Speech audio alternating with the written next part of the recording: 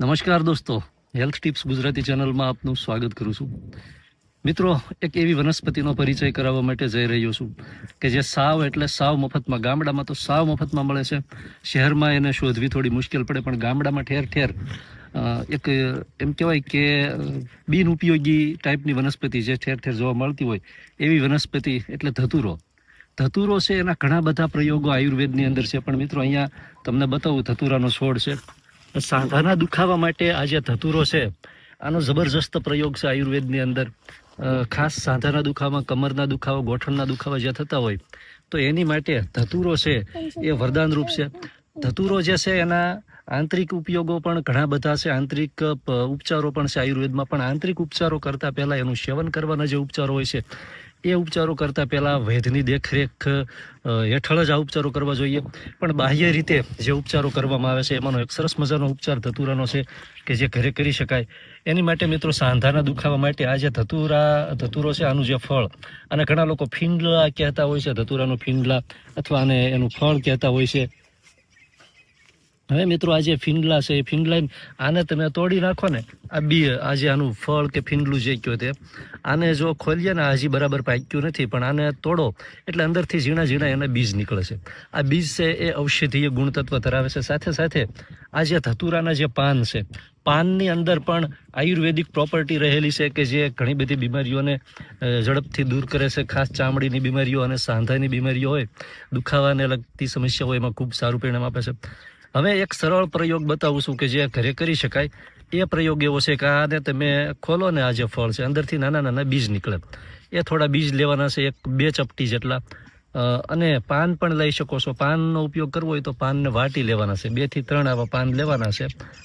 અને આ પાન છે એને વાટીને એની પેસ્ટ જેવું થાય, અને કાં તો પાનનો પ્રયોગ કરી શકો અથવા આની અંદર નીકળે એ બીજનો. તલનું તેલ લેવાનું છે, થોડું 100 ml જેટલું તલનું તેલ, એની અંદર 2 થી 3 ચપટી જેટલા આના બીજ નાખવાના છે, અને આ તેલને ગરમ કરવાનું છે. તેલ છે એને બરાબર ગરમ કરી અને અંદર બીજ છે એ પાકી જાય ત્યાં સુધી ગરમ કરી, અને પછી એ જે તેલ બને છે એ ઔષધીય તેલ બની જાય છે, એ દુખાવા માટેનું તેલ બની જાય છે. અને એ તેલ છે એને જ્યાં પણ દુખાવો થતો હોય, આપણને ગોઠણની અંદર થતો હોય, કમરની અંદર દુખાવો થતો હોય, તો ત્યાં રાત્રે સૂતી વખતે માલિશ કરવાથી દુખાવામાં રાહત મળી જાય છે, દુખાવામાં ગજબનો ફાયદો થાય છે. આના બીજની જગ્યાએ આ જે પાન છે, તો આ પાનને વાટીને પણ 2 થી 3 થી 4 પાન લેવાના છે, નાના હોય તો, નહીંતર 2 થી 3 પાન મોટા હોય તો.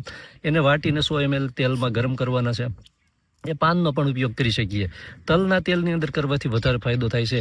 બાકી તલનું તેલ ન હોય તો સરસિયાનું તેલ પણ ઉપયોગ લઈ શકાય, અને દિવેલ એટલે કે એરંડિયું પણ ઉપયોગમાં લઈ શકાય છે. આ પ્રયોગ એવો છે કે જે સાંધાના દુખાવા, જે વાયુ વધવાથી જે દુખાવા થતા હોય તો એમાં ખૂબ સારું પરિણામ મળે છે. કોઈ મૂઢમાર વાગ્યું હોય તો એમાં કદાચ પરિણામ ન પણ મળી શકે, પણ શરીરમાં વાત દોષ વધવાથી અથવા મોટી ઉંમરે અથવા જે લોકોનું વજન વધી ગયું હોય અને જે દુખાવા થતા હોય, ખાસ તો વાયુને લીધે જે સાંધા દુખતા હોય, તો એમાં ખૂબ સારું પરિણામ મળે છે. બીજું એ કે દુખાવા મટાડવા માટે આયુર્વેદિક ઉપચાર કરીએ ત્યારે આપણું પેટ સાફ રહેવું ખૂબ જરૂરી છે. પેટ છે એ બિલકુલ સાફ રહે, કબજિયાત ન રહે, તો આવા ઉપચાર છે ખૂબ જ ચમત્કારિક પરિણામ આપતા હોય છે. એટલે પેટ બરાબર સાફ થાય એની તકેદારી રાખવી જોઈએ. ઘરનો શુદ્ધ અને સાત્વિક ખોરાક ખાવામાં આવે તો પેટ સારી રીતે સાફ થાય છે.